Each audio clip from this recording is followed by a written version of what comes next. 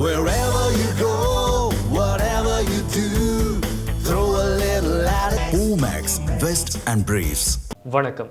அமெரிக்காவினுடைய ஆயுதங்களின் தரம் குறைவானதா அப்படின்ற ஒரு கேள்வி தற்போது உலகரங்கில் எழுந்துள்ளது. இதற்கு உதாரணமாக 2 சம்பவங்களை சொல்கிறாங்க. முதலாவது சம்பவம் என்ன அப்படின்னா, போலண்டுக்குள்ள ரஷ்யாவினுடைய ட்ரோன் உள்ள நுழையுது. ஆனால் அதை அடிப்பதற்கு போலந்து பயன்படுத்தும் அமெரிக்க ஆயுதங்கள் ரொம்பவே திணறினதாக தகவல் வெளியாயிருக்கு. அதே போல் கத்தார் நாட்டுக்குள்ள இஸ்ரேல் இராணுவம் புகுந்து ஒரு தாக்குதலை நடத்துகிறாங்க.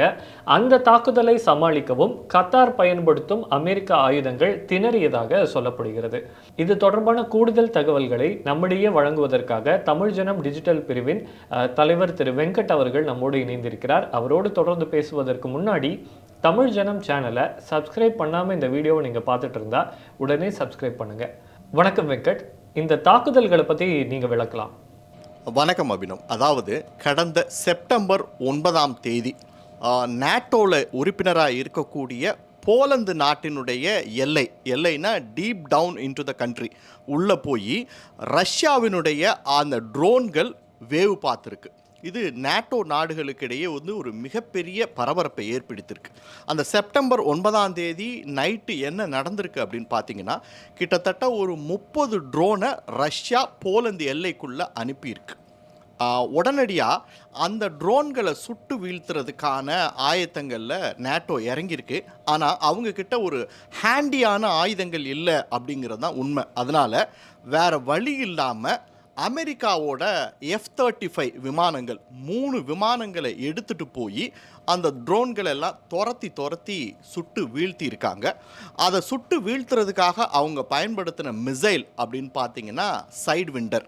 இதுவுமே கூட ஒரு அமெரிக்க தயாரிப்பு தான். ரொம்ப நேரம் படாத பாடுபட்டு அந்த ரஷ்ய ட்ரோன்களை எல்லாம் கண்டுபிடிச்சி சுட்டு வீழ்த்திட்டாங்க. இதில் நிபுணர்கள் என்ன சொல்கிறாங்க அப்படின்னாங்க, சில ட்ரோன்களை சுட்டு வீழ்த்திட்டாங்க, சில ட்ரோன்கள் எங்கே இருக்குன்னே கண்டுபிடிக்க முடியல அப்படின்ற அளவுக்கு தான் இருக்குது. இதில் நேட்டோ சைடு ஒரு மிகப்பெரிய ஃபெயிலியராக பார்க்கப்படுவது என்ன அப்படின்னா, தங்களுடைய எல்லைக்குள்ளே ரஷ்ய ட்ரோன்கள் நுழைந்த உடனேயே அதை சுட்டு வீழ்த்துறதுக்கான ஆயுதங்கள், அதாவது ட்ரோன் ஃபயர் ஆர்ம் அல்லது ஆன்டி ட்ரோனு அல்லது வார்ஷிப்லேருந்து போகக்கூடிய மிசைல்ஸு, இந்த மாதிரியான சிஸ்டம் அல்லது S-400 மாதிரியான ஏர் டிஃபென்ஸ் சிஸ்டம், இந்த மாதிரியான எந்த சிஸ்டமுமே அவங்கக்கிட்ட இல்லை. இதுக்காக ரொம்ப அதிநவீன தொழில்நுட்பம் கொண்ட F-35 எடுத்துகிட்டு போயிருக்காங்க. ஏன் இந்த F-35 எடுத்துகிட்டு போனதில் என்ன தவறு அப்படின்னு கேட்டிங்கன்னா, இந்த F-35 எடுத்துகிட்டு போய் தாக்குறது அவ்வளவு சாதாரண விஷயம் கிடையாது. அதுக்கு ஏரு கிரவுண்டு இதுலேயுமே ரொம்ப அதிகப்படியான கோஆர்டினேஷன் தேவை. இதையெல்லாம் தாண்டி பெரிய அளவில் இது செலவு இழுத்து வைக்கக்கூடியது. உதாரணத்துக்கு பார்த்தீங்கன்னா, ரஷ்யா அனுப்பிச்ச அந்த 30 ட்ரோன்களுமே சில $1000 தான் ஆகும். ஆனால் அதை சுட்டு வீழ்த்துறதுக்காக இந்த F-35 எடுத்துகிட்டு போய் சைடு விண்டர் மிசைலை தாக்குதல் நடத்தினால கிட்டத்தட்ட நேட்டோவுக்கு 60 கோடி ரூபாய் செலவாயிருக்கு. அப்படி அந்த 60 கோடி ரூபாய் செலவு பண்ணியுமே கூட எல்லா ட்ரோன்களையும் அவங்களால சுட்டு வீழ்த்த முடியல அப்படிங்கிறது தான் உண்மை.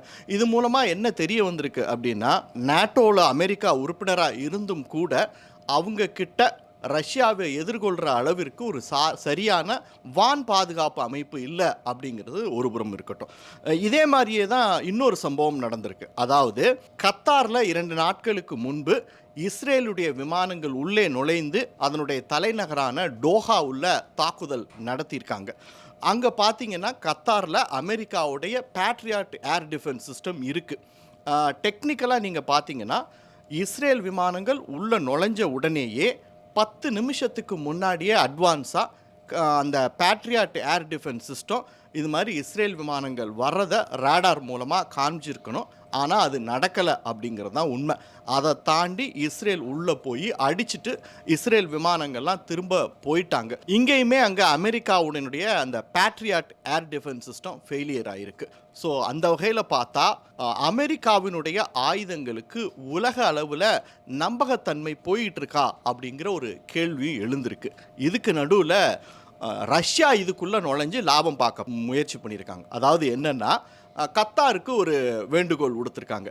நீங்கள் எங்ககிட்ட இருக்க ஏர் டிஃபென்ஸ் சிஸ்டம் S-400 வாங்கிக்கங்க, அதை வச்சு தான் உங்களால் முடியும். ஏன்னா சமீபத்தில் ஆப்ரேஷன் சிந்தூரில் எங்களோட S-400 ஏர் டிஃபென்ஸ் சிஸ்டத்தை வச்சு தான் இந்தியா ரொம்ப திறமையாக பாகிஸ்தானுடைய தாக்குதலை கையாண்டிருக்காங்க அப்படின்னு சொல்லி டோஹாவுக்கு ஒரு அப்ளிகேஷனை போட்டிருக்காங்க.